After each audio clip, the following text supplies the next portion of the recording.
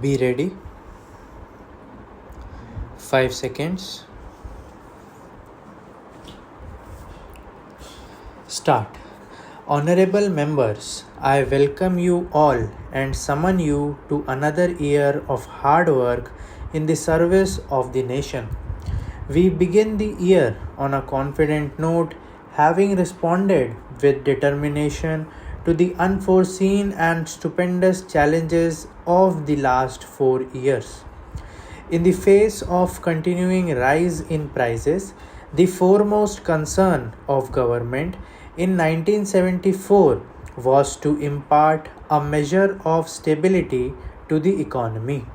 Government adopted a comprehensive strategy to control inflation, and this was put into operation from July 1974. Besides increased mobilization of resources and economies in non plan expenditure, money supply was restricted through an appropriate monetary policy. A vigorous drive was launched against economic offenses like smuggling, hoarding, and tax evasion, and against spurious units indulging in malpractices in scarce materials. Consumer expenditure was restrained by limiting dividend incomes and impounding increases in wages and salaries and a part of additional dearness allowance. Public distribution was strengthened and arrangements were made for adequate import of food grains and essential raw materials and commodities. The annual plan for 1974-75 was reviewed and outlays on the core sectors were raised to boost production. Vigorous action was also taken to improve utilization of capacity in power plants, rail transport, coal production, steel plants, and other public sector industries.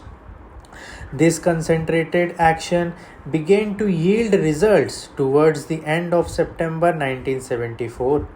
Despite an unsatisfactory kharif crop caused by poor rainfall in many states, prices began to fall and there has been a weakening of the inflationary forces. The availability of essential goods has generally improved. The general outlook for the Rabi crop is good. Production in public enterprises has shown a significant rise in the first 9 months of this financial year. 14% more electricity is being produced by the thermal plants, and improvement of 34% in the production of power by DVC plants merits special mention.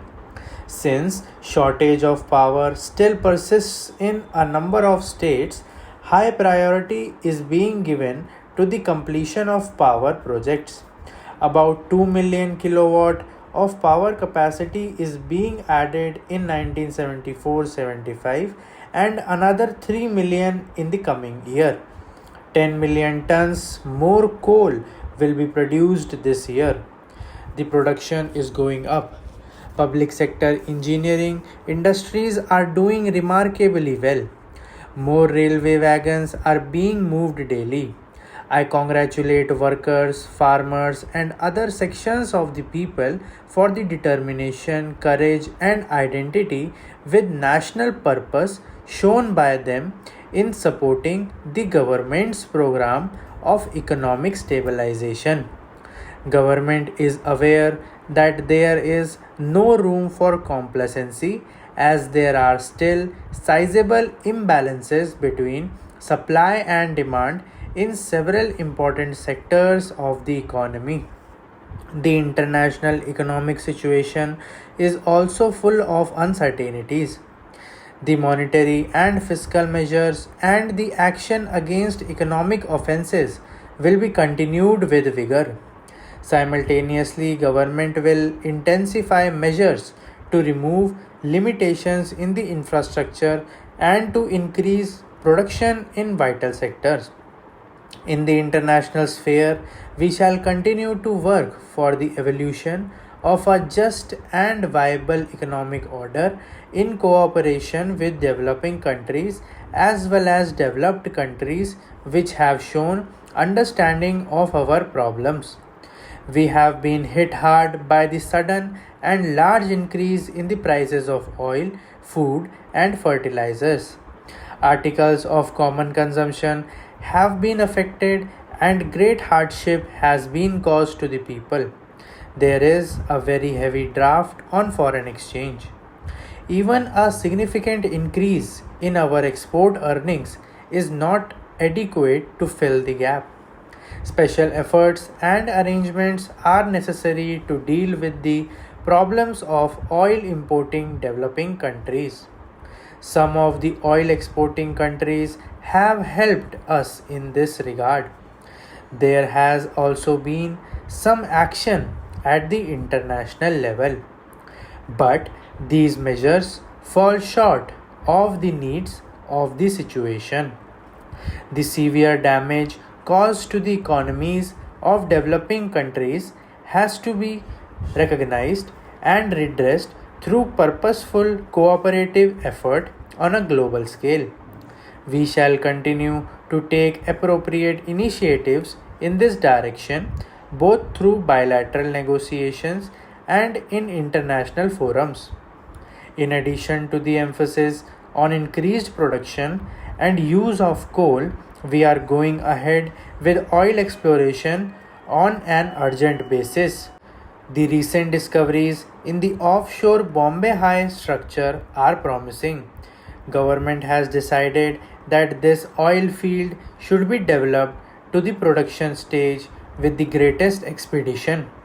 It is being planned that the first stage of production should begin in 1976 and that in another 4 years the production from this area should go up to 10 million tons.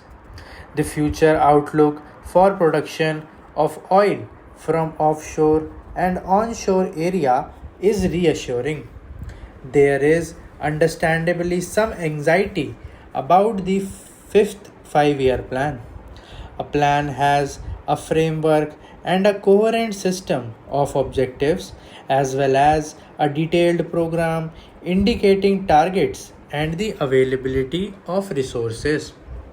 Without being modest, I may narrate to the House one experiment that we had tried in the railways to check and monitor the performance of the railways.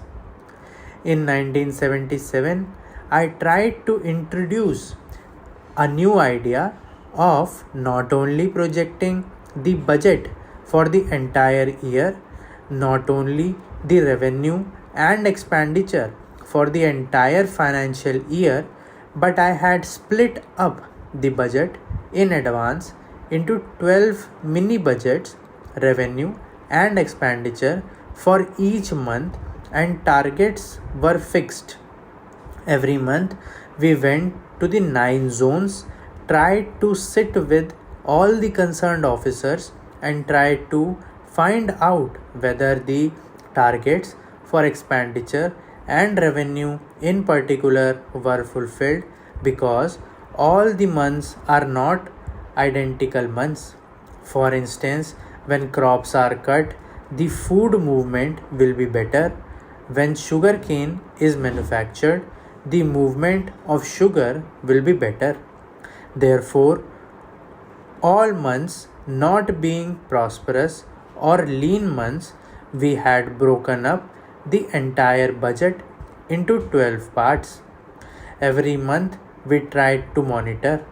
Fortunately, my experience was that in the first budget of the railways, I had projected a surplus of the order of rupees 80 crores, and at the end of the year I was able to get a surplus of rupees 126 crores as a result of monthly monitoring that had taken place. Now we are trying to introduce a quarterly monitoring of our governmental expenditure as also of the revenue mopping up so that we will be able to maintain a deficit of a lower level.